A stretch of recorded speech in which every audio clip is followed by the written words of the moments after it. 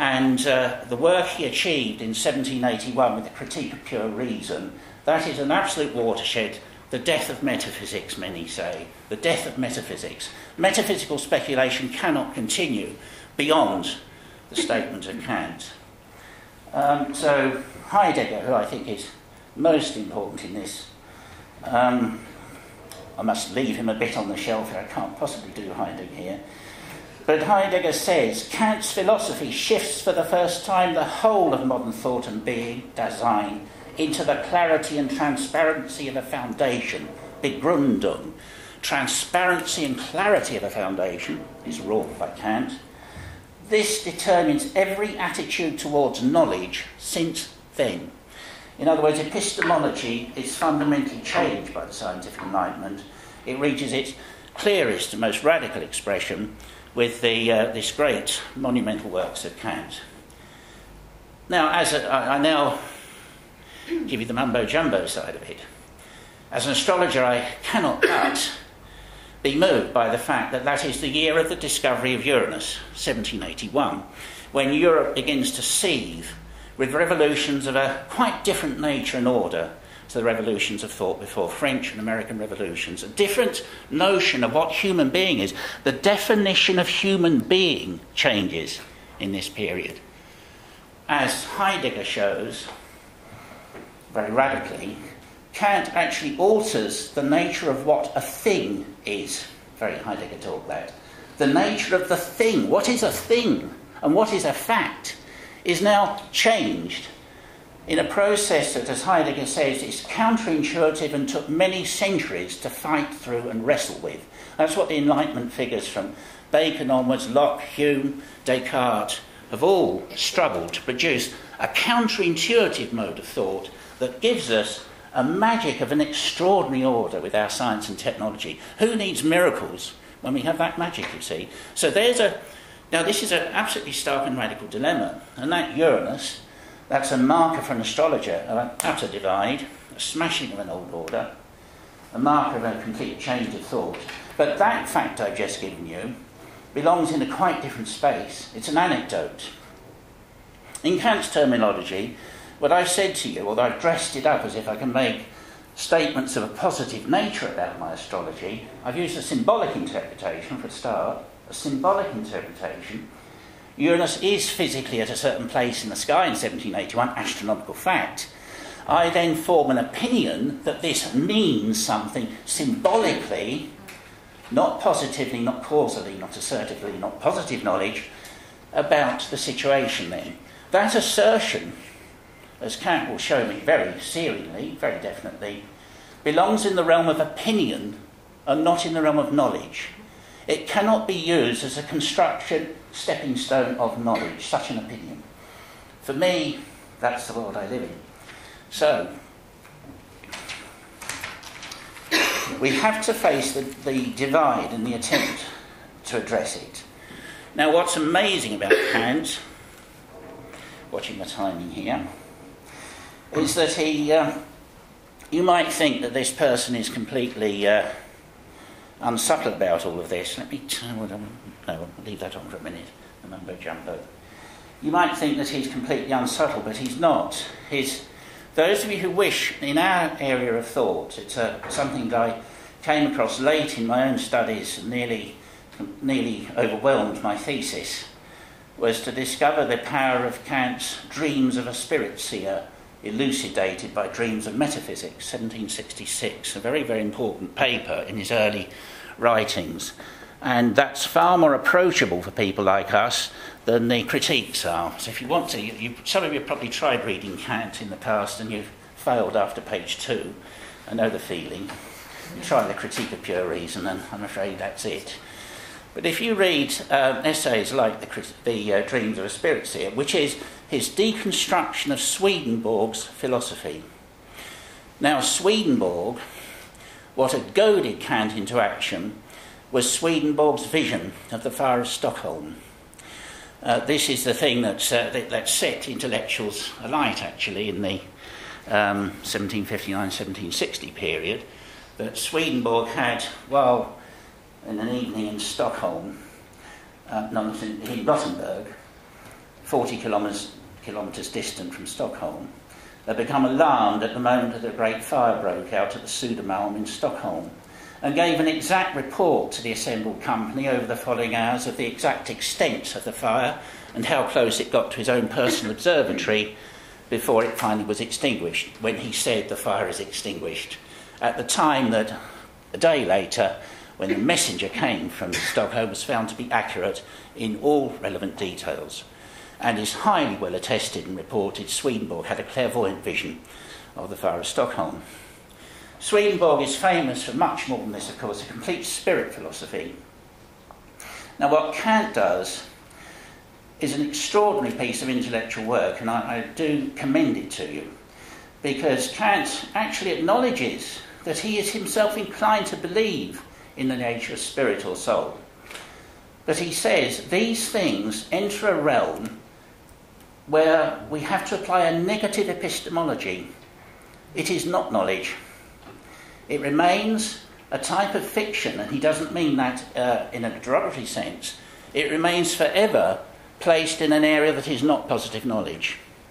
And he shows how Swedenborg has built upon an older metaphysic that loosely and vaguely allows the idea of spirit and soul, coupled it with some of his powerful experiences, and built up a complete edifice of philosophy about the spirit world and our communion with the spirit world. And what's so interesting about Kant's work is he does it using dialectical method. He first establishes the case philosophically for a spirit world, and he does it so excellently. I will commend to those of you who are interested in occult philosophy, I believe that Kant's argument for a spirit world is the finest piece of writing you will find in the modern and early modern period, as if written by an occult philosopher. It is perfectly done. He uses the perfect dialectical method. He puts the case with the greatest possible intellectual strength he can, in order to, point by point, deconstruct the very same argument, showing its roots in what he calls surreptitious concepts. Let me show you this idea. And you see, here I am batting for the opposition, reminding you that each of our experiences are capable of becoming clouded in a most extraordinary way. Here is Kant. It's a very interesting hermeneutic passage, this from Kant, showing how he talks of the difference between dreams of sense, where we actually have hallucination, and he says that's extremely difficult to deal with. Somebody who sees directly a ghost, there's nothing you can do about it, they've seen it. All further arguments stop, but in fact it goes out of the realm of rational debate, he would say. But the more important thing he's interested in is how our reasoning power then begins to concoct fantasies out of half-understood experiences. There are many concepts which are the product of covert and obscure inferences made in the course of experience. You see, I'm reminding you that we really must take a lead from these philosophers, that experience isn't actually enough. Experience must be coupled with thought and discrimination. Experience is not enough. Kant is right in this respect. These concepts, coming from obscure inferences, then proceed to propagate themselves by attaching themselves to other concepts. He shows how, you see, in the history of philosophy, the idea of soul, although it's a completely ambiguous term, has been built up as if it has qualifiers and conditions by being attached to certain other things that are clearer in our sensory experience. And then we begin to arrive, there isn't an actual experience of the thing itself, yet it may be called surreptitious. Linguistic usage and association of an expression with various stories, which always contain the same essential characteristic, furnish that expression with a determinate meaning. We then all think we know what we're talking about. Hence, we arrive at statements of apparent knowledge, which we all assent to, which are all covertly attached to things we are more certain of, but in fact, on examination, cannot be seen. It's tremendously deconstructive analysis. Whoops, yes. So, in the middle of that, you see, Kant offers a most extraordinary discussion of what will happen to somebody who does, in fact, perceive spirit phenomena. And it is very interesting. One of the things, it sounds very modern, but you realise this is written quite early actually. He says, necessarily with an obscure experience of this nature that is going to be built up in this way, we will clothe it in other concepts we have. So we have angels in our tradition who have wings, and they will take on a certain shape and form, because our tradition and our culture gives us those forms. We take up images of beauty that we already know of. We say, what beautiful scenery and country. We attach the angel to being in that. So as soon as we have this experience, it begins to associate itself, by association, with everything we can gather to try and clothe it, including the voice, the language. All of these other things are like clothings of this phenomenon. And Kant's warning, it's interesting, he doesn't deny the possibility of a spirit realm. He is a very strong Taurus, and he says it's better for the philosopher to cut his philosophic cloth, his coat, to the cloth of his powers, and let us leave these questions of spirit till we are dead, says Kant, and get on with thinking about what we can think about. Very, very Taurian of him.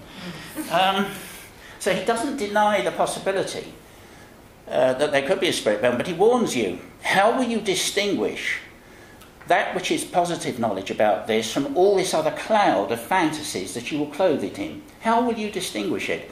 And because, in fact, he says some of the most notable seers, therefore, necessarily will be entirely unhinged and unbalanced by the thing. He doesn't say they'll be mad with it, but that unhinging and unbalancing, which is a necessary condition even sometimes to perceive these things, already means that all discrimination of an intellectual nature is lost.